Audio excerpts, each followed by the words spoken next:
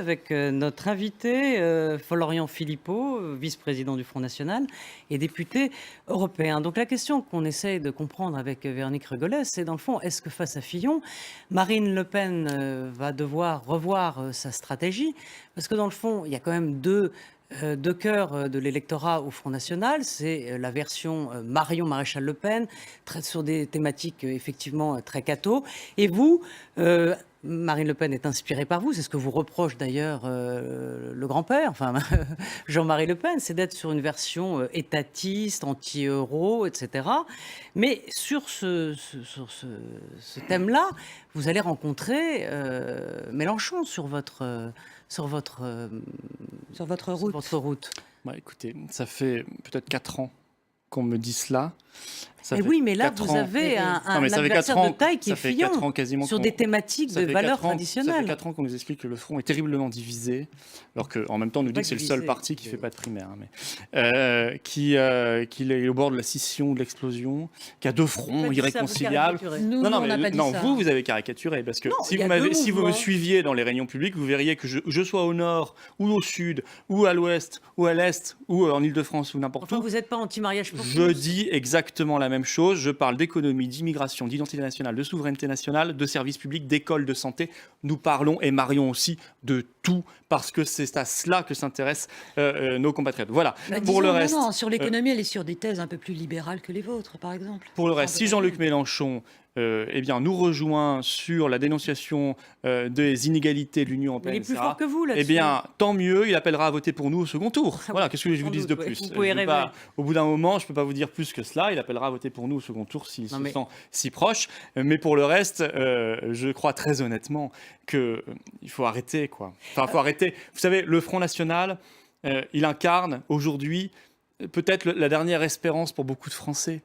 Tous les candidats face à nous sont européistes. Tous les candidats face à nous sont immigrationnistes. Tous les candidats face à nous considèrent, comme M. Fillon dans son propre programme actuel, hein, page 58, que les frontières nationales, il dit, lui, c'est un leurre, c'est une démagogie, c'est dépassé.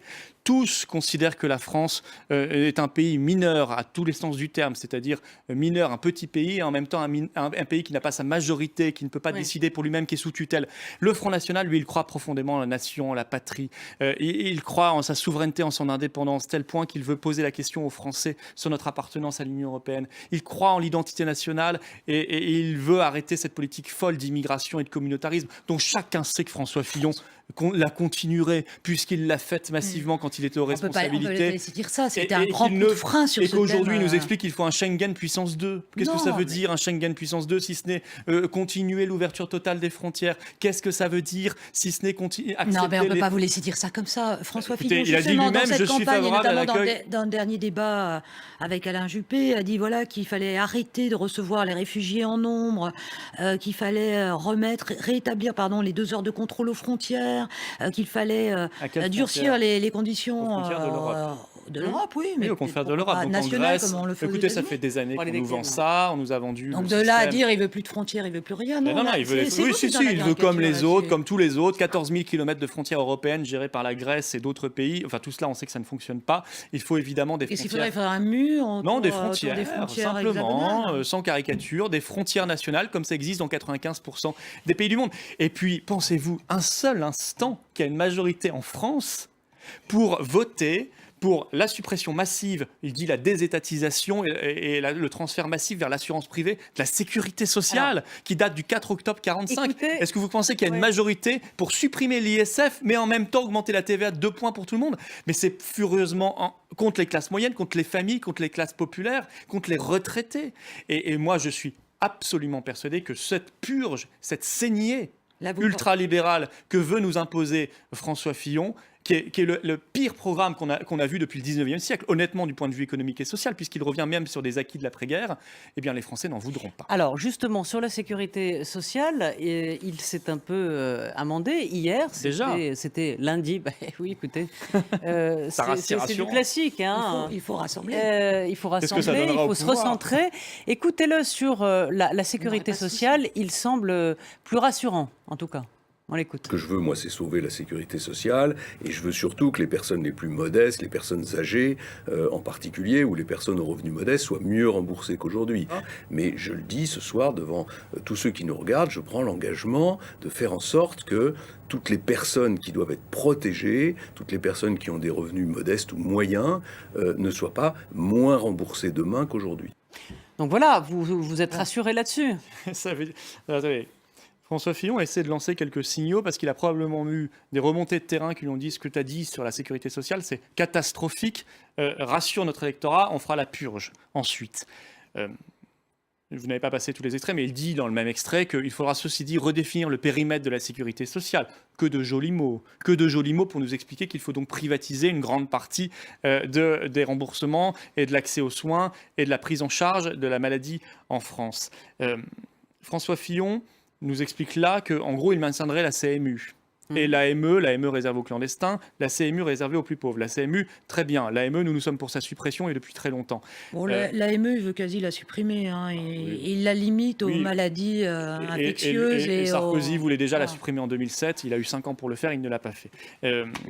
Donc évidemment que ce sont des promesses en l'air. Mais en réalité, tout le reste sera privatisé. Tout le reste passera aux mutuelles ou aux assurances privées. Et je crois que ceux qui, aujourd'hui, accepteraient ce programme, accepteraient qu'on détricote la solidarité nationale. Vous voyez, moi, je ne peux pas l'accepter. Mais je ne peux pas l'accepter d'autant plus que... Donc vous voulez faire aucune réforme, vous? Non, c'est pas ça, c'est que... On fait rien. Il y a tant de mauvaises dépenses publiques en France qu'on n'attaque pas. On demande des sacrifices toujours aux mêmes. Alors c'est toujours les classes moyennes, les classes populaires, les retraités, les jeunes qui démarrent, les chefs d'entreprise. On leur demande beaucoup de choses, beaucoup de sacrifices. Par contre, la gabegie de l'immigration, ça, personne n'en parle jamais. Parce qu'il ne faut pas croire que les centres d'accueil de migrants que préconise M. Fillon, ça ne coûte rien. Ça coûte évidemment beaucoup d'argent. La Cour des comptes avait chiffré à plus de 2 milliards d'euros par an. Il ne faut pas croire que l'Union européenne ne nous coûte rien. L'Union européenne, entre ce qu'on lui verse chaque année, 22 milliards, et ce qu'elle nous rend, y compris les aides agricoles, 13 milliards, il y a un différentiel de 9 milliards par an. Figurez-vous qu'avec 9 milliards par an, on peut en faire des choses. Pour tenter que les Français décident de quitter l'Union européenne, c'est pas gagné, ce serait un référendum. On ne peut pas croire que la fraude ne coûte rien non plus, si on parle de toutes les dépenses, ou la décentralisation et toutes ces strates qui se superposent, qui coûtent très cher, avec un nombre incroyable d'élus, beaucoup trop d'élus en France, beaucoup trop d'élus. Moi, je suis dans un... Là-dessus, vous êtes d'accord avec lui? Je siège dans une région, je siège dans une région où il y a 169 élus. 169 Mais il veut réduire, il veut faire un référendum là-dessus. Alors lui, pour réduire le nombre de parlementaires. Deux choses qui vous plaisent, référendum et réduire le nombre de parlementaires. Il veut fusionner région et département, donc supprimer les départements. Moi, je pense qu'il faut faire précisément l'inverse. Je pense que les départements sont très importants, notamment pour la ruralité, le conseiller départemental, pour les maires. Par contre, il ne faut plus que nous ayons d'élus au niveau régional. Il ne faut plus non plus qu'il y ait de conseillers économiques et sociaux régionaux qui coûtent une fortune, qu'on doit payer chaque mois dans chaque région, et simplement des conseillers départementaux qui se réuniraient au niveau régional régulièrement. On ne va pas rentrer trop dans... Non, mais c'est intéressant parce que ça nous permettra en plus de revenir sur les anciennes régions, les vraies régions, l'Alsace, la Picardie, etc. Oui. Et non pas ces gros machins très coûteux et qui n'ont aucune âme ni aucune réalité. En revanche, sur l'aspect de politique étrangère, vous êtes d'accord sur Vladimir Poutine. C'est un grand homme, c'est un grand pays, il faut parler avec lui. Voilà, là-dessus, vous êtes en accord. Si on a réussi à convaincre quelqu'un dans cette élection présidentielle qu'il fallait arrêter de un peu sottement diabolisé. C'est le Front National, vous pensez, qui a convaincu François Fillon? En tout cas, nous étions seuls, désespérément seuls, il y a encore peu. Ça fait longtemps que Fillon prône ce rapprochement. Et François Fillon, qui n'était pas sur cette ligne quand il était aux responsabilités, manifestement, maintenant, souhaite un monde un peu plus équilibré et donc arrête de diaboliser, en tout cas dans les discours, la Russie. Bon, là aussi, on verra bien, ça reste des actes. Au moins, on arrêtera de nous dire que nous sommes les agents russes. Dans cette élection présidentielle, on a trouvé un autre agent russe, voyez-vous, qui s'appelle François Fillon, si on suit les analyses. Mais moi, j'aurais aimé surtout des actes. J'aurais aimé que, sous le quinquennat Sarkozy-Fillon, on ne nous fasse pas rentrer de nouveau dans le commandement intégré de l'OTAN. Parce que là, en matière d'atlantisme, on ne peut pas faire mieux. Oui, en matière de soumission aux États-Unis, on peut pas faire mieux. Considéré que c'était une erreur de Sarkozy de réintégrer la France dans le commandement. Ah, mais ce François Fillon, il en a avalé des couleuvres. Dis donc, c'est un homme faible. Comment va-t-il faire quand il sera face à Mme Merkel, à M. Juncker, à M. Poutine ou à M. Trump? Il n'était que Premier ministre. Cet homme qui fut si faible quand il était Premier ministre, qui n'osa jamais rien dire, ni n'osa évidemment démissionner. Et puis, juste un mot sur la diplomatie, c'est important. Pour avoir une diplomatie, il faut avoir une armée. Sinon, on n'est pas crédible. Or, je vois dans le projet de François Fillon qu'il ne veut pas recréer recréer de postes de militaires après la saignée sous l'époque Sarkozy-Fillon, puisqu'on avait supprimé sous son mandat 54 000 Ouais. militaires. Lui, il ne veut pas un seul militaire en plus. Nous, au contraire, on estime qu'il faut recréer une vraie armée, aller vers 3% du PIB destiné à la dépense militaire. Je vois dans le même temps qu'il ne veut pas recréer un seul poste de policier et de gendarme, alors qu'ils Il en ont veut détruit. supprimer des fonctionnaires. Ouais. Mais oui, il veut en supprimer 500 000. Des infirmières, des policiers, des gendarmes, des militaires. C'est vrai qu'il est flou là-dessus. Il est même pire que flou, il est alors, très inquiétant. Les absents ont toujours tort. Véronique, peut-être une question sur la stratégie de Marine Le Pen. On voit bien qu'elle est partie en campagne, mais on n'a toujours pas de programme. Oui, la campagne, c'est février, le coup d'envoi de la campagne, 5 février, c'est ça? Alors, ce sera par des assises présidentielles à Lyon, début février. Oui. Est-ce que ça va pas être modifié par l'entrée fracassante en campagne? La droite a son candidat, elle se met en ordre de bataille. Est-ce que février, soudain, qui est une date assez classique dans une élection présidentielle, c'est pas un peu loin, d'autant quand on voit ces sondages qui, depuis 2 jours, donnent, on va regarder le sondage, Marine Le Pen sèchement battue par François Fillon à une élection présidentielle. Oui, 67% pour Fillon, Marine LePen 33%. Oui, enfin, ça, c'est un Est-ce que dans sondage ces qui a cas-là, été fait ouais. le jour ou même un peu avant. Il y en a deux autres. Il y en a deux autres. Il y en a même des pires Oui, que mais ça concernant J'en ai même vu un qui a été fait la avant manière son dont Marine élection Le Pen pourrait être et battue. qui ont été faits à un moment où François Fillon était hyper médiatisé. Enfin, c'est même plus hyper, c'est ultra, méga, Ça vous inquiète supra pas médiatisé. Donc qu'il en bénéficie un tout petit peu de manière passagère, c'est évident. Ça va Non. pas changer votre entrée en campagne, ça reste... Vendredi prochain, Marine Le Pen en ce moment est à Outre-mer, à La Réunion. Elle va bientôt aller à Mayotte, puis en Guyane, où elle parle de son projet pour l'Outre-mer, remettre l'Outre-mer au cœur et non pas en périphérie. Ça, c'est important. C'est des terres de conquête pour vous. Hein. Ce sont des terres complètement oubliées par la République. Et c'est scandaleux. Il faut les remettre au cœur économiquement, en matière de sécurité, en matière de développement sur la mer, etc. Il y a beaucoup de choses à dire. Elle le fait en ce moment même. Et puis là, vendredi, elle sera revenue. Nous faisons une grande convention sur l'énergie, l'écologie, c'est-à-dire tous les emplois de demain, lutter contre la pollution de l'air. La semaine prochaine, une grande convention sur la santé. Voyez-vous, C'est bon. donc on aura des choses à dire. Ben On aura des oui, choses à dire, notamment face au... J'allais dire heureusement, parce qu'il y a face toujours au pas de programme, il y a face toujours au pas de candidat. programme. Il y a toujours pas de Pourquoi programme. Face au oui, candidat de la dévastation sociale qu'incarne Oui, mais il y a toujours pas de programme chez vous. Monsieur Fillon, et le programme finalisé interviendra début février, mais en réalité, vous le connaissez déjà en large mesure. Vous savez très bien ce qu'on dit sur l'Europe, sur l'immigration, sur la sécurité, sur l'économie, sur l'école, sur la santé. Nous avons fait déjà de nombreuses conventions avec un dévoilement du programme. Je voudrais qu'on parle dans un instant de l'Autriche. Donc, il nous reste peu de temps. Un mot sur ce qui se passe dans le couple exécutif en ce moment entre François Hollande et Manuel Valls. Donc, le Premier ministre a promis pas de crise institutionnelle entre le président de la République et le Premier ministre. La pression est retombée, mais comment vous analysez cette crise? Comment la regardez-vous? Moi, je le vois comme un long délitement. Ce quinquennat est un long délitement où, décidément, rien parmi nos institutions n'aura été respecté. L'institution suprême qui est celle du président de la République, du chef de l'État, a été gravement abîmée sous le mandat Sarkozy, c'est une évidence. Le Fouquet, Ouais. c'est tout le reste. Sous le mandat Hollande, ça a continué, ça s'est encore aggravé avec ce fameux livre qui vient de sortir. Mais il y a eu l'affaire Leonarda, il y a eu beaucoup de choses. Ouais. Je crois même que le quinquennat est un problème particulier. Il faudra Faut revenir. qu'il y aille, faudra revenir au faut qu'il se septennat. présente Hollande, parce que dans le fond, si vous avez un Montebourg qui prône la démondialisation et puis un Mélenchon, ça mord vont un peu se- vos mollets. Enfin, c'est Donc surtout vous avez eux qui tout vont se... intérêt. Les deux vont se faire concurrence furieusement. Oui, mais vous À avez tout l'inverse, quel intérêt à candidat de avoir. gauche vous préférez? Oh, écoutez, je ne sais pas. Pour l'instant, il y a M. Macron qui est déjà déclaré. On ne sait pas lui s'il est à gauche ou à droite ou ailleurs. On n'a toujours pas bien compris ce qu'il proposait puisqu'il ne propose jamais rien. Il ne dit jamais rien. Donc il y a déjà M. Macron. Il y aura peut-être François Hollande, dit-on. Vous le souhaitez? Vous le souhaitez, oui. Je n'ai pas de conseil à lui donner. Je crois très honnêtement qu'il a très très très peu de chances d'être élu. Je crois même que ses chances sont égales à 0. Voilà. Mais le spectacle qu'on nous offre en ce moment, alors on est dans un pays qui connaît tant de problèmes avec l'islamisme, avec l'insécurité, avec le chômage, la pauvreté, les petites retraites, enfin tous ces problèmes majeurs, la santé, l'école, et on voit un couple exécutif qui joue, Qui se déchire? non seulement qui se déchire, mais qui fait le spectacle. Et qui se rabiboche quand même en train de Et déchirement. même, je vais vous dire, si François Hollande ou Manuel Valls, ou les deux, allaient participer à des primaires partisanes, ces fameuses primaires, moi je trouve que ce serait un abaissement encore plus terrible de la fonction. Le voir débattre avec d'autres candidats, alors qu'il est encore la voix de la France dans le monde, alors qu'il est le chef de l'État.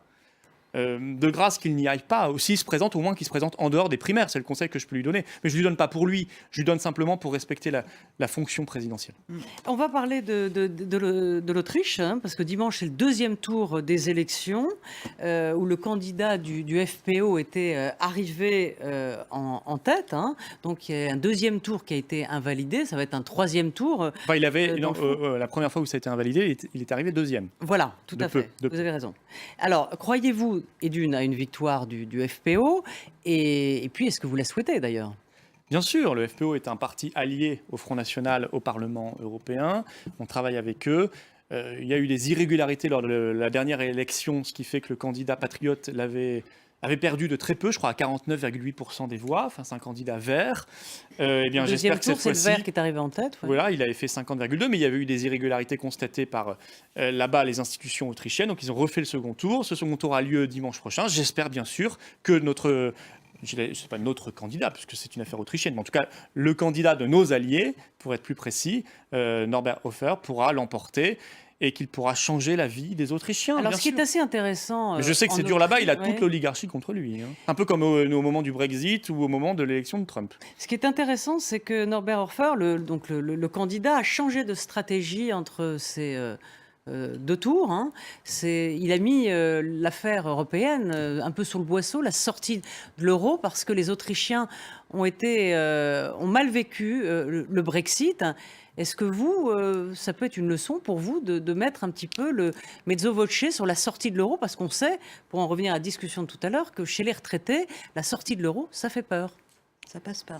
Ça passe Je pas. pense que c'est de moins en moins vrai ce que vous dites, parce que l'euro est de plus en plus perçu comme une machine à appauvrir.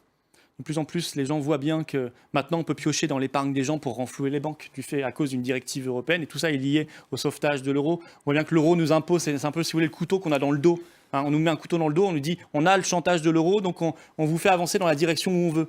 Dans tous les domaines. Vous devez conserver Schengen, vous devez conserver la politique d'austérité, etc. parce qu'il y a l'euro. Et quand on n'est plus dans l'euro, et même quand on n'est plus dans l'Union européenne, on retrouve une liberté. Le Brexit se passe très bien. On nous avait annoncé l'apocalypse. Moi, je vois le chômage. Ça passe très bien. Ça passe très bien. Le chômage baisse. Elle est encore en discussion et ça se passe Consommation pas si augmente. bien que ça. On nous avait annoncé. Attendez, et le FMI, il y a un seul pays pour lequel le FMI a revu à la hausse et non pas à la baisse ses prévisions de croissance, c'est le Royaume-Uni. Non, mais pour les l'instant, prévisions sont un peu moins bonnes en revanche. elles sont très au-dessus de la France et de l'Allemagne, en tout cas. C'est l'homme qui tombe de la tour au 60e Et on étage, nous a c'est bien. annoncé les grandes entreprises vont partir. En 3 semaines, Google annonce la création d'emplois, Nissan annonce 3000 créations d'emplois au Royaume-Uni, la consommation, l'investissement, le tourisme augmente, le chômage baisse et le moral des Britanniques est au plus haut parce qu'ils voient qu'ils sont revenus dans un pays libre. Mais... Alors, et moi je dis aux Français, ça aussi, cette question européenne, regardez-la de près. Regardez les candidats qui vous en parlent et ceux qui ne vous en parlent jamais. Oui. C'est simple, ceux qui en parlent, c'est Marine Le Pen. Mais peut-être attendez. aussi Nicolas Dupont-Aignan, pour être honnête. Ceux qui n'en parlent jamais, ce sont tous les autres, à commencer par Monsieur Fillon. Mais quand on regarde l'Autriche, pardonnez-moi de revenir sur le cas de l'Autriche, quand même, il n'y a pas de chômage en Autriche. Il y a une immigration plus ou moins assez forte, mais contrôlée. C'est un pays qui est prospère. Comment vous expliquez, dans le fond, cette montée du national-populisme si il passe dimanche prochain? Patriotisme, n'employez pas des mots dont vous National-populisme. savez... Oui, mais vous Je savez... n'ai pas dit national-socialisme. Oui, enfin, vous changez Qui était- une syllabe qui était, et vous y êtes. Hein, donc, Non, je pense que ce justement, sont des mots qui n'ont je pas fais leur bien la place. différence. Je vois D'accord. où vous voulez m'emmener, mais non. Non, moi je considère qu'il faut respecter chaque vote, chaque camp, chaque candidat qui se présente et le traiter avec égalité, avec même respect. Il y a des Autrichiens qui votent pour le FPO massivement. Peut-être donneront-ils une majorité à ce président, que ça plaise ou pas aux puissances financières, aux puissances médiatiques, ce sera comme ça. Et je sais que l'élection de Trump a été un désastre dans des rédactions de presse et à Wall Street. Ben, c'est comme ça, ça s'est passé comme ça. Et le Brexit de même. Eh bien, respectons les Autrichiens. Quelles sont les motivations du vote? Il y a un problème d'immigration, il y a un problème économique malgré tout, d'inégalité, etc. Il y a un problème d'indépendance par rapport à l'Union Dernière européenne. question courte. Et c'est à eux de Une se dernière décider. question un peu courte. Il y a un mois, sur ce même plateau, Marine Le Pen n'excluait pas de démissionner si d'aventure, une fois élue présidente, les Français votaient contre le référendum pour sortir de l'UE. Est-ce que ça reste d'actualité?